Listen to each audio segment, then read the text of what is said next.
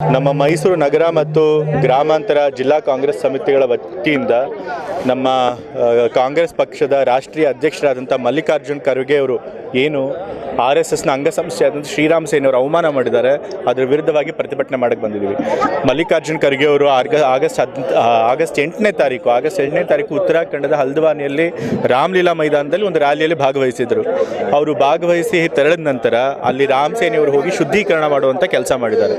So ಇದು ಅವ್ರ ಮನಸ್ಸಲ್ಲಿರುವಂತಹ ಜಾತೀಯತೆಯನ್ನು ತೋರಿಸ್ತಾ ಇದೆ. ಈಗಲೂ ಕೂಡ ದಲಿತರನ್ನ ಅವ್ರು ಎಷ್ಟು ತುಚ್ಛವಾಗಿ ಕಾಣ್ತಾರೆ ಅನ್ನೋದನ್ನು ತೋರಿಸ್ತಾ ಇದೆ. ಹಾಗಾಗಿ ಇವ್ರ ಜಾತಿ ಮನಸ್ಥಿತಿಯನ್ನು ನಾವು ಖಂಡಿಸ್ತೇವೆ.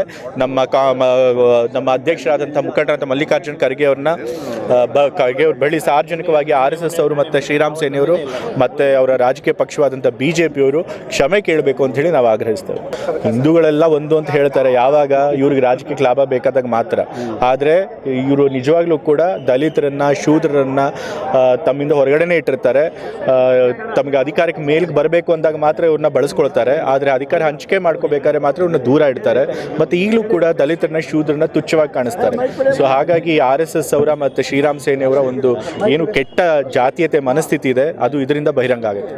ಇಲ್ಲ, ಅವರು ಯಾರೇ ದಲಿತ ಮುಖಂಡರು ಕೂಡ ಅವರು ಹೀಗೆ ಟಾರ್ಗೆಟ್ ಮಾಡ್ತಾರೆ. ಯಾಕೆಂದರೆ ಅವ್ರ ಮನಸ್ಥಿತಿ ಮೊದಲಿಂದನೂ ಹೀಗೇನೆ, ಸಾವಿರಾರು ವರ್ಷಗಳಿಂದ ಹೀಗೇನೆ. ದಲಿತರು, ಶೂದ್ರರು ಅಂತಂತಂದರೆ ಅವ್ರಿಗಿಂತ ಕೀಳು ಅಂತ ಭಾವಿಸಿದ್ದಾರೆ. ಸೊ ಹಾಗಾಗಿ ಇದೇ ಮೊದಲೇನಲ್ಲ, ಹಿಂದೆ ಅಖಿಲೇಶ್ ಯಾದವ್ ಕೂಡ ಅವ್ರ ಮನೆಗೆ ಅವ್ರದ್ದು ಮುಖ್ಯಮಂತ್ರಿಗಳಾಗಿದ್ದಂಥ ನಿವಾಸದಲ್ಲೇ ಹೋಗಿ ಶುದ್ಧೀಕರಣ ಮಾಡಿದ್ರು ಅಂತೇಳಿ ಸುದ್ದಿ ಬಂದಿತ್ತು. ಸೊ ಹಾಗಾಗಿ ಇವ್ರು ಯಾವಾಗಲೂ ಹಿಂಗೆ ನಡ್ಕೊಂಡು ಬಂದಿದ್ದಾರೆ. ಬಟ್ ಅಫ್ಕೋರ್ಸ್ ಹೌದು, ಇಲ್ಲಿ ಪ್ರಿಯಾಂಕ್ ಖರ್ಗೆ ಅವರು RSSನ್ನು ಬಹಳ ತೀವ್ರವಾಗಿ ಅಟ್ಯಾಕ್ ಮಾಡ್ತಿದ್ದಾರಲ್ಲ, ಅದು ಒಂದು ಕಾರಣ. ಈಗಾಗಲೇ ಹೇಳಿದಾಗೆ ಯಾವಾಗ ಸಚಿವ ಸಂಪುಟ ಪುನಾರಚನೆ ಆಗುತ್ತೆ ಅಥವಾ ವಿಸ್ತರಣೆ ಆಗುತ್ತೆ, ಅವಾಗೆಲ್ಲ ಕೆಲವರಿಗೆ ಅಸಮಾಧಾನ ಇದ್ದೇ ಇರುತ್ತೆ. ಅವರು ಅಸಮಾಧಾನನ ವ್ಯಕ್ತಪಡಿಸ್ತಾರೆ ಬೇರೆ ಬೇರೆ ರೀತಿಯಲ್ಲಿ.